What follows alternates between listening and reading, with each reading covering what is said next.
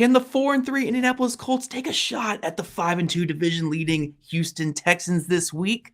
Can the Houston Texans offensive line hold up to give CJ Stroud the much-needed time he needs?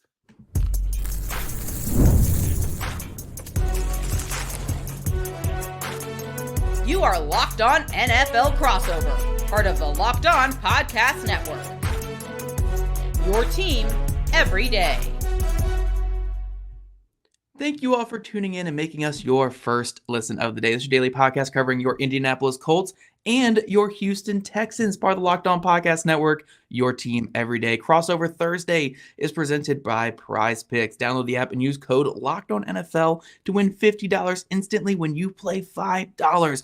Hello, everyone. I am Zach Hicks, your favorite co-host of Locked On Colts, and I'm joined today, obviously, by John Hickman over there at Locked On Texans. We're here talking about a pretty big divisional matchup here in Week 8. I mean, this one's for the division lead halfway through the season between two teams where, I don't know about you, John, but I expected it to be around, these two teams be competing for the division title at this point. I mean, I expect it. I don't know about you, John, but it's going to be a really fun matchup here between the Colts and the Texans. Colts get their chance for revenge after a Week 1 loss at home, get to head to Houston, the place that T.Y. Hilton built, and get a chance to beat.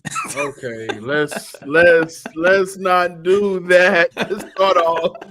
We are only a minute and 30 seconds into the show. Let's not do it.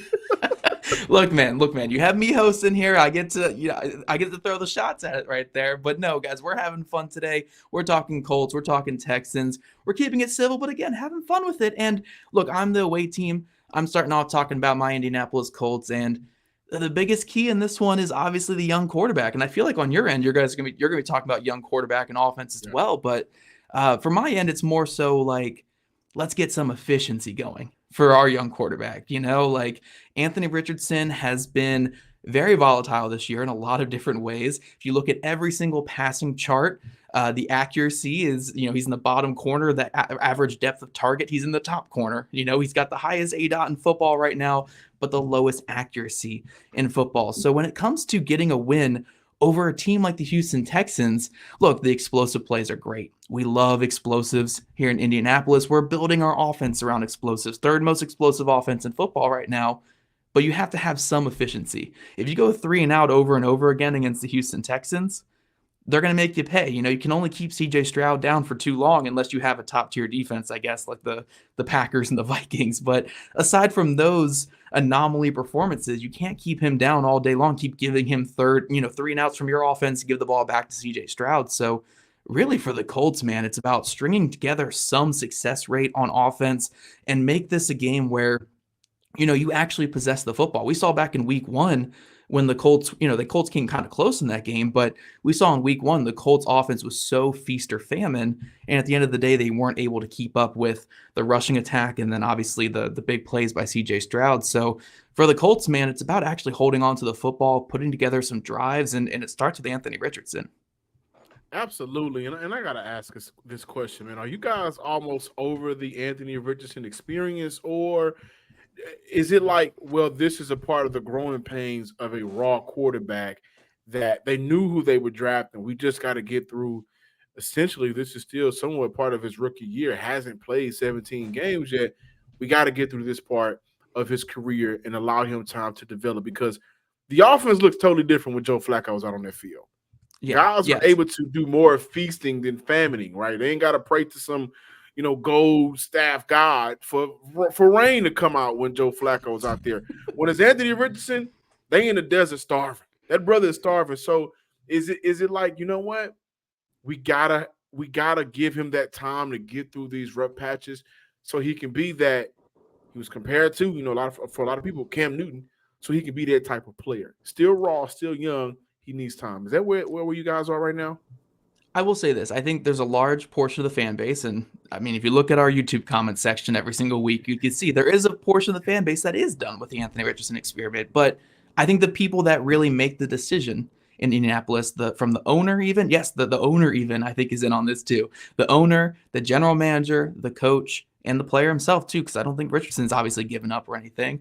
I think they all knew what this was going to look like. I mean, the Colts were taking one of the most raw prospects we've ever seen at the quarterback position. That's not even just talking about his statistical output in college. That's talking about his age and his amount of starts in college. This kid had barely seen the field in college, and the Colts took him fourth overall, knowing that this was going to be, a long transition, a long process to get him up to where he needs to be.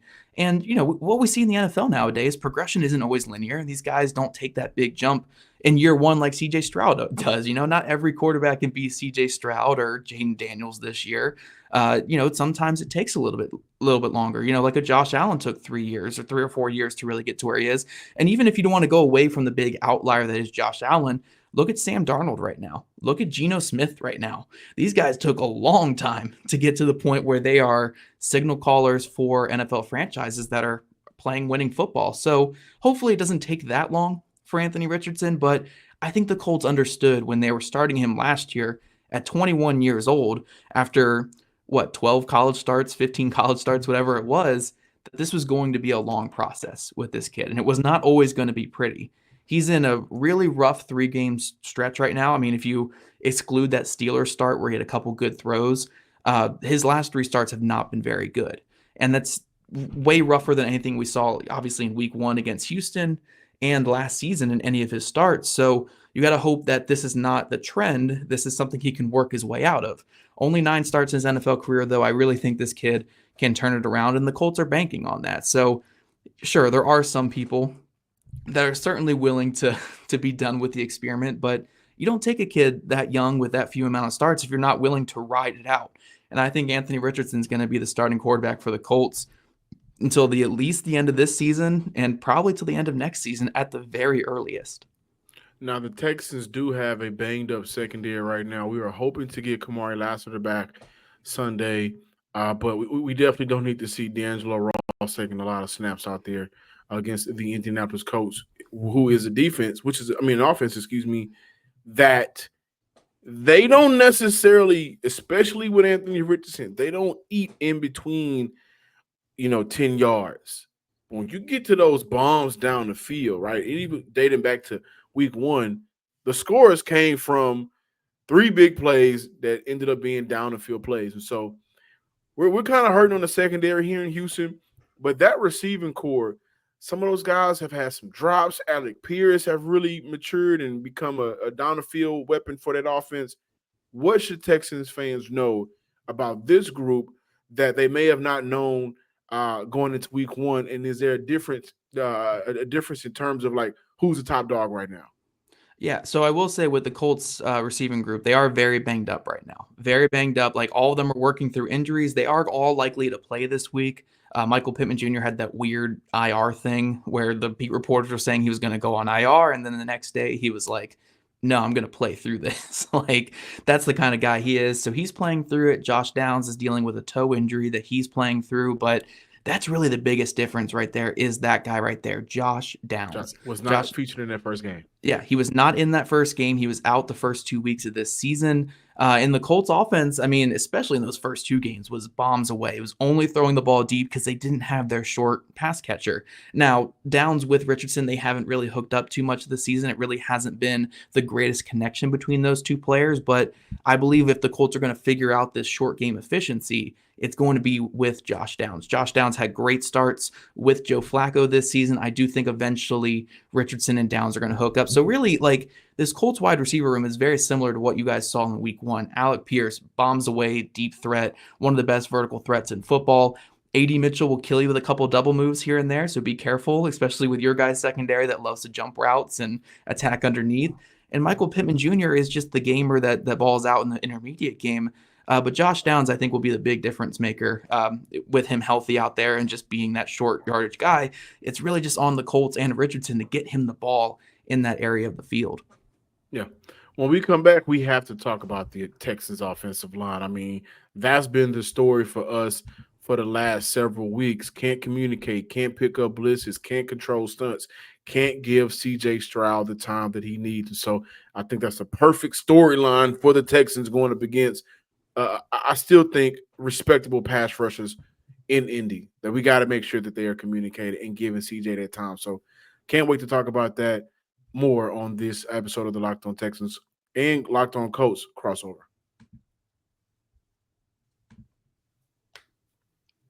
But first, guys, pre-alcohol prebiotic drink by ZBiotics is the world's first genetically engineered probiotic. It was invented by PhD scientists to tackle rough mornings after drinking. Here's how it works. When you drink, alcohol gets converted into a toxic byproduct in the gut. It's this byproduct, not dehydration, that's to blame for your rough day. Pre-alcohol produces an enzyme to break this byproduct down. Just remember to take your ZBiotics before your first drink of the night. Drink responsibly, and you'll feel your best tomorrow. Look, guys, I'm nearly 30 now. I was a big drinker in my early 20s, honestly, my mid 20s as well. And this would have been a savior for me back when I was Me in too, those man. younger and even now, dude, like if I were to get back into drinking now, like the hangovers are the worst part. Nearly 30 years old, man, you can't drink like you used to. So when it comes to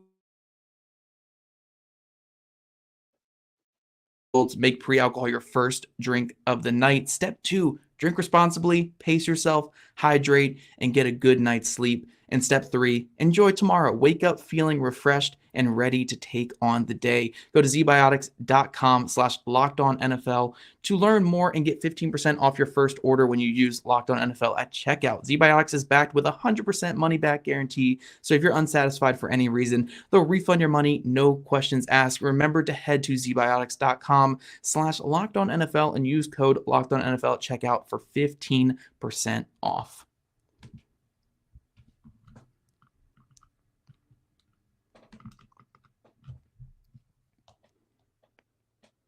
Welcome back in, Locked On Texans and Locked On Colts listeners and viewers. John, some sports guy Hickman here, holding it down with Zach Hicks for the Locked On Colts. The Texans' offensive line has been abysmal. There's no way around it. Last week, the Green Bay Packers really beat up on the Texans' offensive line, and the blueprint for beating this line really came in week 1 with the Chicago Bears. And then we saw Minnesota kind of just kick the doors open on it. But then we saw in Green Bay just said, hey, listen, we're going to kick the doors open on it, and we're not going to let y'all quarterback get comfortable at all. And that was the issue against the Green Bay Packers, and that's something that the Houston Texans cannot afford. Listen, Bobby Slowick has already talked about some of those play calls that took place on Sunday. That's on me. The offensive line has been talking about the issues all week. They got to be better with communicating. They got to understand their assignments. So when I look at the Houston Texans offensive line and will they show up, I think Sunday is a perfect game for this team to reset, to bring themselves back to reality. And I'm not necessarily looking for a dominating performance, but I am looking for a capable performance. I am looking for them to be able to give CJ time the time that he needs to be able to get some of those throws out to Tank Dell, Stephon Diggs. In Houston's offense, with no Nico Collins, it still feels like they're looking for shots down the field.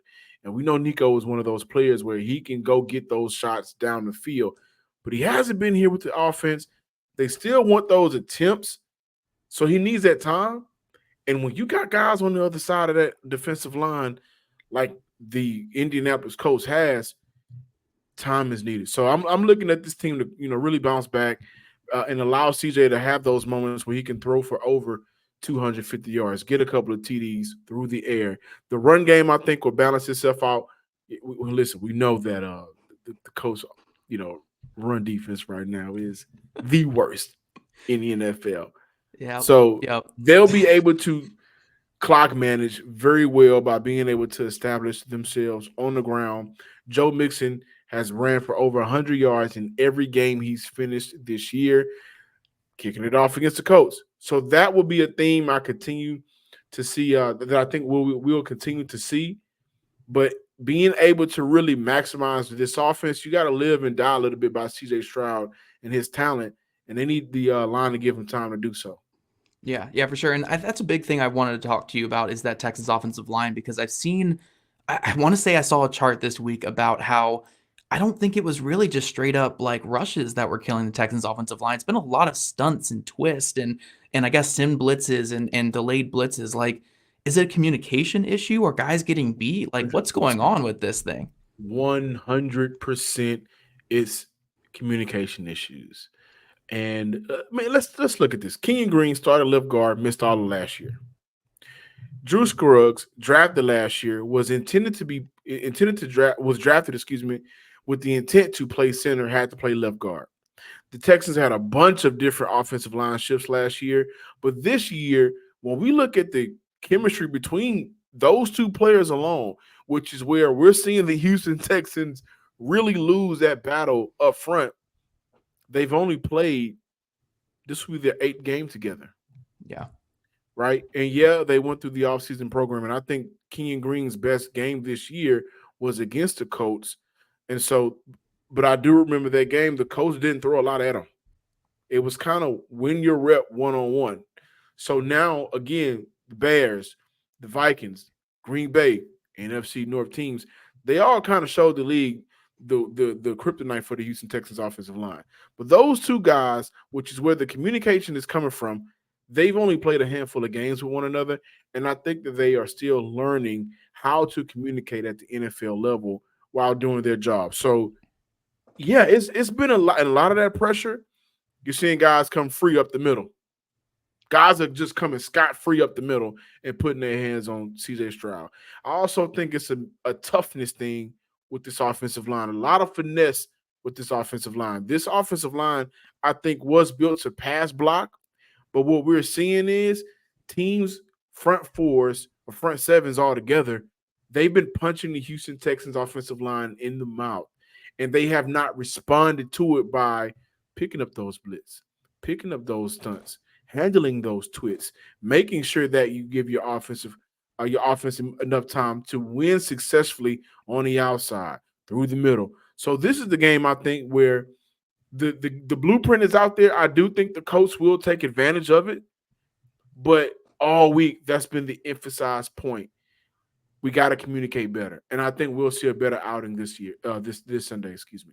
Yeah, it should be a fascinating week because this might be the healthiest defensive line, the version of the defensive line we've seen with the Colts all year, with DeForest Buckner potentially coming back this week. And then Gus Bradley's been blitzing it.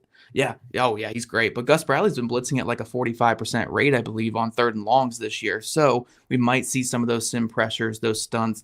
And it'll be a big test for the Texans, especially with Buckner back out there. Another thing I really wanted to hit on with you real quick is, you already mentioned one of these guys, but 2 players I see on the injury report are like you mentioned on IR, Nico Collins and Azeez Al-Shaair. These are 2 players back in week 1, man. I'm looking at the film and I'm saying, these are 2 of the best players on this team, like fantastic football players. Nico Collins, for my money, a top 5 receiver in football. I think he's fantastic. Al-Shaair was just dominating the Colts passing game in the short to intermediate game. How big has it been not having those guys on the field? Well, so Aziz's first game out was last Sunday against the Green Bay Packers, and I honestly believe that between Jake Hansen and Neville Hewitt, those guys, especially Neville Hewitt, those guys stepped in and played extremely well.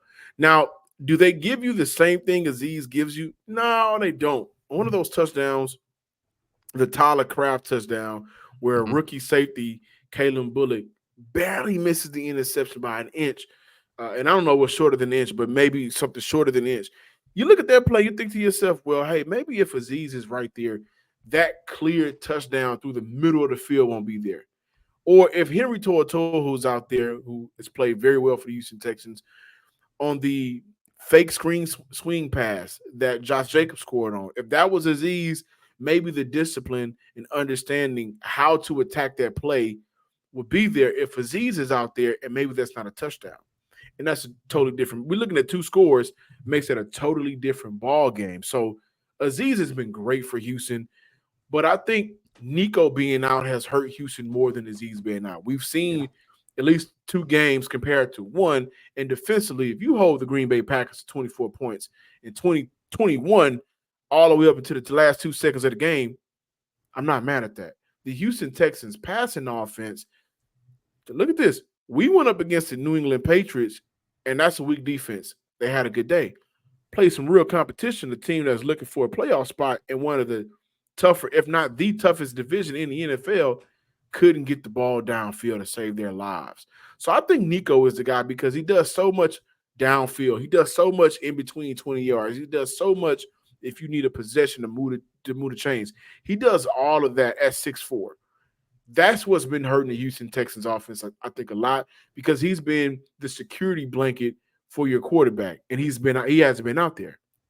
Yeah. Yeah, it's a superstar dominated league right now. Nico Collins is a superstar, and it's good for the Colts. We might be getting He two of is. our superstars back, and you guys are missing one of your superstars. So that does lead to some good thoughts, at least. I mean, again, you want Nico to be healthy, but it leads some good things here for the Colts heading to this big matchup. Coming up, guys, though, we are going to give our 3 most important things that each of our teams must do coming up. And honestly, I think that's a good little preview right there, is like take advantage of the Texans not having one of their superstar players out there. I think that's going to be a big part of this game. Or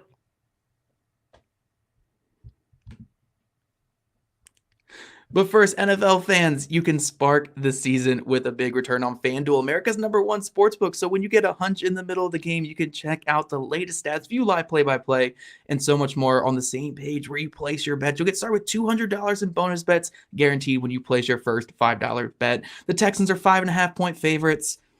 It's way too much, guys. Come on, Colts fans listening. Way too much. Bet the Colts in this one, baby. This is for the division. Colts are going to come out slinging it. Alec Pierce, 300 yards on 3 catches. Like, it's going to be a great game. Go over there to FanDuel.com. But some other things I want to throw out there. CJ Stroud is 2-1 against the Colts, 11-point loss. And look, they've never won by more than 4 against the Colts. So, again, I think this is the way to go. Go Colts here. That's FanDuel.com. And also, I do want to remind you guys that this show is brought to you by Prize Picks. Prize Picks is great. You guys can go over their Prize Picks right now. Look at Anthony Richardson, more or less than 40.5 rushing yards in this game. Anthony Richardson with a passing total not really being there lately. He's been leaning on the ground game a little bit. So again, Crossover Thursday is brought to you by Prize Picks, and that's a great thing to look at right there. Anthony Richardson, more or less than 40.5 rushing yards. Prime opportunity, especially as John mentioned in the last segment. I mean, if they're down linebackers in this game, Richardson might be able to run the ball a little bit more, again, with the passing offense kind of struggling right now for the Colts. But John. Can I say something to that? Yeah, jump on in. Guys, especially Texans fans, please take the less on Anthony Richardson's passing yards, because yes, that might be. It ain't happening. Well, I don't know what it is right now. It could be 90 yards. Take the less. Well, it's only one deep ball to Alec Pierce. Tell Jimmy Ward to get back out there this weekend, and we'll get back to the deep ball over Jimmy Ward. Oh, man. I love these crossovers. I love these in-division crossovers, man. It's so fun. Oh, yeah. Yeah, look, we got to get Jimmy Ward healthy out there. That way we can get some deep passes out there in this game. Jimmy Ward's missed the last couple games, right? He's been out. Yeah. Injuries have really so this team on all 3 levels of the game, they haven't been fully healthy, right? Yeah. I mean, we look at week 1 was probably one of our healthier games. Week 2, Joe Mixon goes out. And this offense did not look the same without Joe Mixon. The game Joe Mixon comes back, he runs for over 100 yards, 3 TDs, they score 41 points. Joe Mixon, the 2 games that he's, debuted in for game 1 and coming back were the highest scoring games for the Houston Texans so far. Yeah. So he makes a hell of a lot of difference. Jimmy Ward being out there forces guys that may be good football players. Like, I've become a fan of Eric Murray, and that's crazy because I used to talk about Eric Murray all the time, but the fact is he should be playing within a role. And when he's out there more than what he's supposed to be, bad things happen. Yeah. So we got to get guys healthy. Definitely. And we're going to talk about what our teams need to do to win this game. 3 things for each of our teams here. And I always sound like a coach when I talk about my things the Colts need to do, because it always feels like such like high school coach thing where it's like, don't turn the ball over, be efficient on offense and win in the trenches. But honestly, that's what this comes down to for the Colts. I mean, look, the coaches kind of got that thing going. When it comes to the offense, Anthony Richardson, we need some efficiency. It doesn't need to be a 70% passing, day or whatever. It doesn't need to be this day where you're throwing the ball like Drew Brees out there, but it can't be a 40% passing day. It can't be 9 of your 13 drives being 3 and outs. It cannot be that to beat the Houston Texans. You can beat the Miami Dolphins that way, perfectly fine, especially with whoever. There's Tim Boyle starting at quarterback, but you can't beat the Houston Texans and CJ Stroud that way by going 3 and out on every other drive. You have to supplement it with the run game or supplement it with the short passing game. There needs to be some efficiency in the Colts offense. When it comes to the defense, they got to win in the trenches in this game. Like you mentioned, John, the Texans offensive line has struggled lately. The Colts are coming to this game with like the most healthy defensive line they've had all year. Leatu Latu is healthy. Dio Dangbo is healthy. DeForest Buckner could be back. Kwity Paye is healthy. These are guys that can fire off the ball, attack. Grover Stewart can take advantage of some of those issues up there as well with his strength. Like, this is a game you really have to win the trenches. And then at the end of the day, win the turnover battle, baby. Like, that is, I know we all talk about it. It's the most important thing for every team. But when you're going against a better team like the Houston Texans, who have this really good young quarterback in CJ Stroud, and you're, again, kind of the underdog, you can't turn the ball over. You know, you have to take advantage of the couple that you can get, or if you can get a couple. And if you turn the ball over and give Stroud short field, you're not going to win the football game. So it's as simple as that. Don't turn the ball over on offense and then take the ball away on defense. Very simplistic things there, but something the Colts need to do to win this game. My number one, and I'm going to go through 3, but my number one key to victory, give CJ time to throw the ball. Right. I have no doubt this team will be able to run over the Colts. Everybody has been able to run over the Colts. I mean, that has been a thing. You could be averaging 60 yards on the ground, but if you play the Colts this year, they're going to allow you to rush for over 100. Except for that Bears game. Hey, we did good against the Bears. So what was the Bears total? I think DeAndre Swift had like 4 yards rushing on like 15 carries. It was great. It was terrible. But besides that, you're making a perfectly valid point there, John. It's a thing. But for the Texans offense, it really does come down to getting the totality of what this offense can look like. And I've been very critical of this offense and play calling because I feel like even with Nico Collins going down, who is still top 5 of receiving yards after missing 2 games, you got Stephon Diggs, you got Tank Dell, you have Xavier Hutchinson and John Mechie. You're using some of these receivers more as blockers than you're using them to run routes. That's incredibly insane. But the fact remains is, hey, listen, block, give CJ time, and spread that offense out. Allow him to pick his poison. But it all starts up front. So I agree. Very high schoolish. It starts in the trenches. And getting DeForest Buckner back for you guys, I think is big for the Colts. But that's also a big challenge for the Texans front 5. Give them time, protect well, handle what you're supposed to do, communicate, do your job, and give CJ time in the pocket.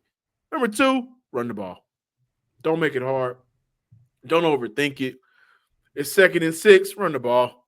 3rd and 1, run the ball. Run the ball. The opportunities will be there. But I also think when you're playing a quarterback like Anthony Richardson, do your job. And I say that because for you edge guys, you cannot lose outside containment. He'll take advantage of that. For our banged up secondary, the opportunities will come for you to create those turnovers. And I'm not even being funny at this point. He'll give you turnovers. Be where you're supposed to be. Stick to your assignment. Win the turnover battle, which is something that I think the Houston Texans have done fairly well this year. Give your offense a shorter field to work with and do your job. So those are my 3 things. It all starts up with the offensive line. Set the tone early. Punch them in the mouth before they punch you in the mouth. Yeah. Give CJ that time, and we may see a phenomenal day. Yeah, and one thing I will say before we get out of here, I know we've been joking back and forth with the T.Y. Hilton comments and how you got to bet the Colts in this one, but I love this matchup. I love these 2 teams. They're really fun teams to watch on Sundays, even if the Colts have to win ugly at times because they're young quarterback. 2 really well-coached teams, 2 second-year head coaches that have been doing great jobs with their franchises. Right. This game last year, like, again, not in this time of the year, but the last game of the season last year was for a playoff spot. And right now they're facing each other again for the division lead halfway through this year. These are 2 teams that have been at each other's throats the last couple seasons. And I think it'll be a tight game. I mean, outside of week 2 last year, these have been 1-score games, like a lot recently, even with the disparaging quarterback play, with CJ Stroud being really good. The Texans have not swept the Colts since 2016. There you go. So that should be nearly 10 years later. They should sweep the Colts this year. But and again, guys, it'll be exciting. And again, guys, the house that T.Y. Hilton built, you can't lose in the house that T.Y. Hilton built, like maybe Yeah. just bring him back for a one-day contract, we'll have some fun with it. You know, the last time he built a brick in that house, AARP was probably getting a call from him that very next day. Yeah. He's I know. old. That's was old news, Texas fan. Listen, let's talk, man. They better not lose this game Sunday. I'm gonna just say that. It'll be a good game. It'll be a good game, everybody. The Colts get the Texans at a good time again. No Nico Collins, struggling offensive line. If you're serious about making the playoffs, Colts, this is the one you got to win. I'm not saying the Texans are this like awful team or anything. Texans are a very good team, but you got to take advantage of these opportunities and make a name for yourself. You can't just keep beating the Dolphins every week and then expecting to make the playoffs. So this is a big game for both these teams. The Texans can give themselves some space too with the division. I think on the flip side of that, if the Texans are as serious as we believe that they are, this is one of those games where you got to put this team down. Yep. Right. A lot of one-score games for the Houston Texans this year. Colts, Chicago. The only blowout win that they've had has been against the New England Patriots. They've struggled offensively in a lot of these games. Defensively, they've been amazing through 7 games. So for Houston, listen, put this team away. Have that offensive explosion. You know that they're going to play you tight. They're going to play you tough. They're going to play you close. But this should be a game where you create separation from yourself and the second-best team in the division right now, which is one of the weaker divisions in the NFL. The Colts are going to get ahead of steam. It seems like that's going to happen. That's history. Put them away early.